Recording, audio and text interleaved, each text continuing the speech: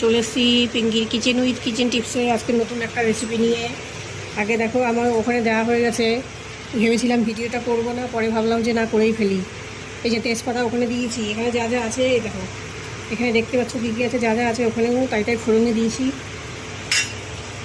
আর এই যে পেঁয়াজগুলো লাল লাল করে দেখো, বেরেস্তা ভেজে রেখেছি, আলুগুলো লাল লাল করে ভেজে নিয়েছি। আছে 500 একটু বেশি গোবিন্দভোগ চাল, আর এখানে বড় বড় করে কাটা চিকেন, বড় বড় সাইজের করে 750 700 এরকম হবে, আমি জানি না ঠিক। আর এখানে সব কিছু নিয়ে নিয়েছি আমি এরকম। এখানে আছে আদা, চেরা কাঁচা লঙ্কা, জায়ফল, জয়িত্রী আর গোলমরিচ। আর এখানে আছে পেঁয়াজ, রসুন আর তোমার টমেটো। আর এটা এখন আমি দিয়ে দেবো।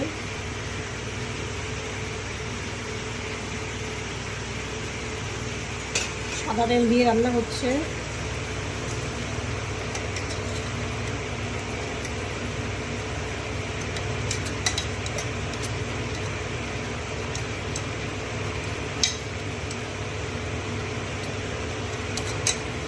চিকেনটাকে ভালো করে ধুয়ে নিয়েছি যাতে একটু নোংরা না থাকে চিকেনে।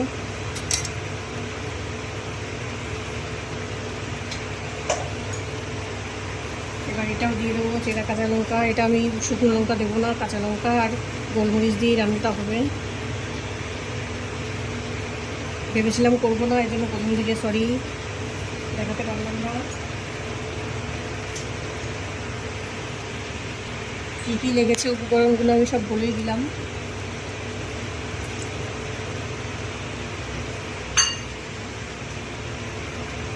এবার রাতটা বাড়িয়ে দিলাম গ্যাসে। এটা যেহেতু কাঁচা মশলা, এটা 10 মিনিট ঢাকা দিয়ে আমি করার পরে রান্না হয়ে যাওয়ার পরে 10 মিনিট বাদে আমি বাকি মশলাগুলো দেবো। এরকম বড়ো বড়ো পিস করা এরকম চিকেন, মোরগ মোরগ রস মোরগ, এটা পোলট্রি না, এই দেখো লেগ পিস।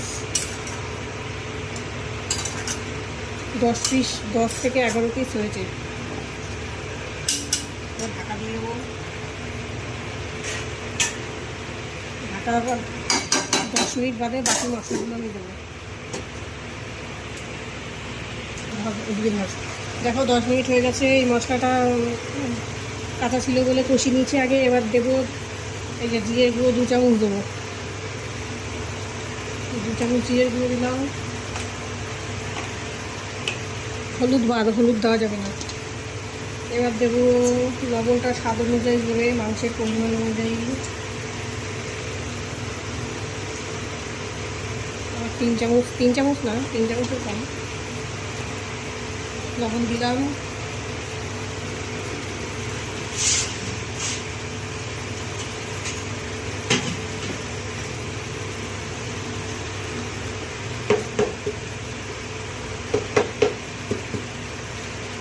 এবার দিতে হবে চিনি। এখানে বড় চামচ বলতে ওই ছোটো চামচেরই 2 চামচ, আর এখানে 1 চামচ, 3 চামচ। চিনিটা একটু বেশি দিতে হবে।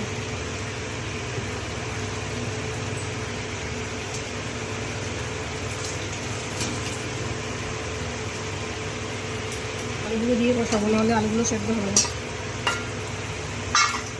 আর বেরেস্তা দেবো সবার লাস্টে।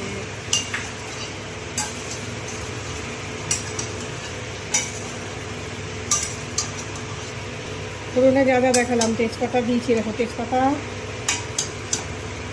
আর লবঙ্গ দিই, সরি ওইটা হচ্ছে দারুচিনি আর এলাচ, এটা ফোড়নে দিয়েছি।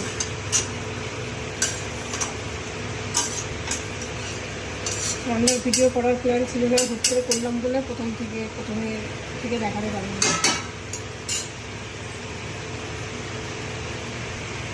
সামান্য একটু জল দিয়ে ঢাকা দিয়ে কষাতে হবে।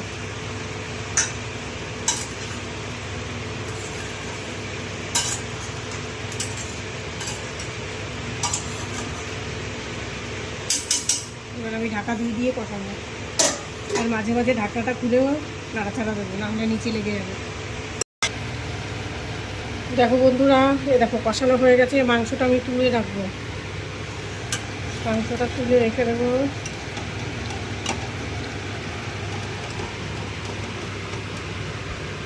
আচ্ছা, তুলে নিয়ে দেখাচ্ছি, এক হাতে করতে অসুবিধা। দেখো বন্ধুরা, মাংসটা তুলে রেখে দিয়েছি, আলুটাও তুলেছি, এই যে মশলাটা আছে হালকা। এবার আমি দেখো গোবিন্দভোগ চালটা দিয়ে দেবো, আর দিয়ে দেবো এই যে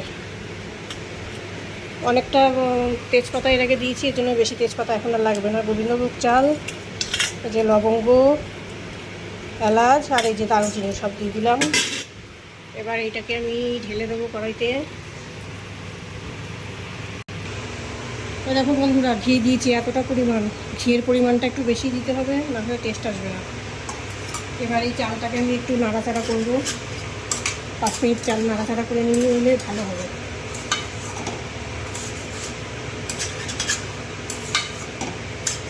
মাংস আলু, এরকম মাংস আর আলু চিকেন দুটোই তুলে রেখেছি, চিকেন আর আলু দুটোই তুলে রেখেছি।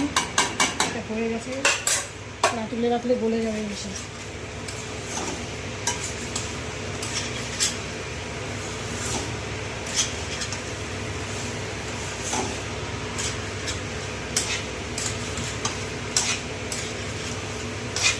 এবার এতে সামান্য একটু লবণ দিতে হবে, আর চিনি দিতে হবে। চিনিটা লাস্টে দেবো, এখন চিনি দেওয়া যাবে।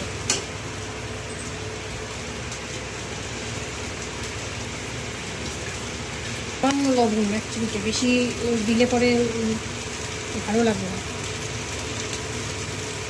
এই দেখো সামান্য পরিমাণ।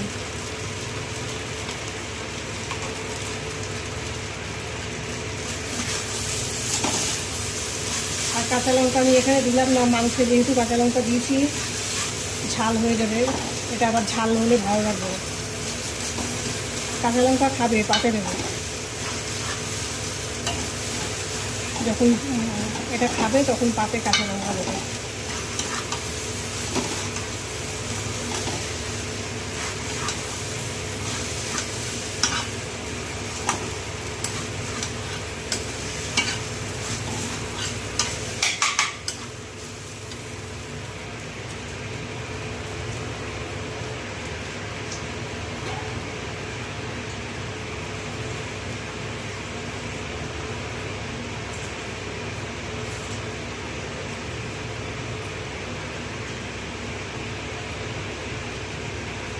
দেখো এতটা পরিমাণ জল দিচ্ছি আমি, ট্যাঙ্কির জল গরম হয়ে গেছে, গরম করার প্রয়োজন নেই, শীতকাল হলে গরম করে দিতাম।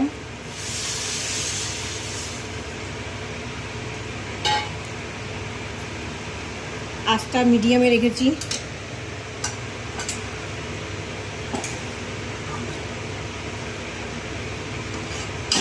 এখানে কোনো মশলাই যাবে না, কারণ সব মশলা মাংসতে আমি দিয়েছি। জাদা লাস্টে দেবো,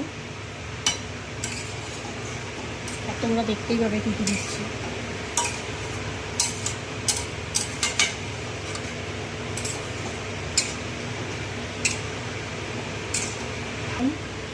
এবার হতে থাক, 10 মিনিট বাদে ঢাকনা খুলবো।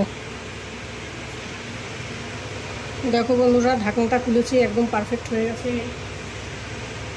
এবার আমি দিয়ে দেবো পরিমাণ মতো দুধ।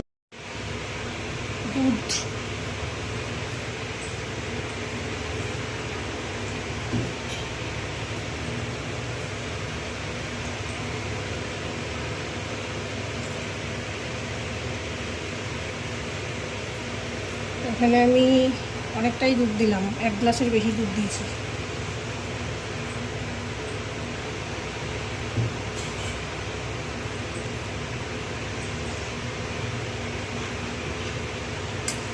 এবার আমি মাংসটা দিয়ে দেবো।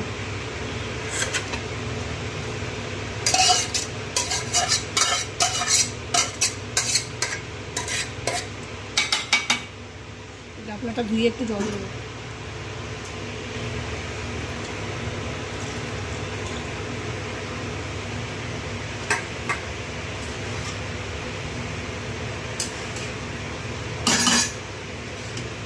আর বেরেস্তাটাও দিয়ে দেবো, এটাও দিয়ে দিলাম, দিয়ে আবার মিশিয়ে দেবো।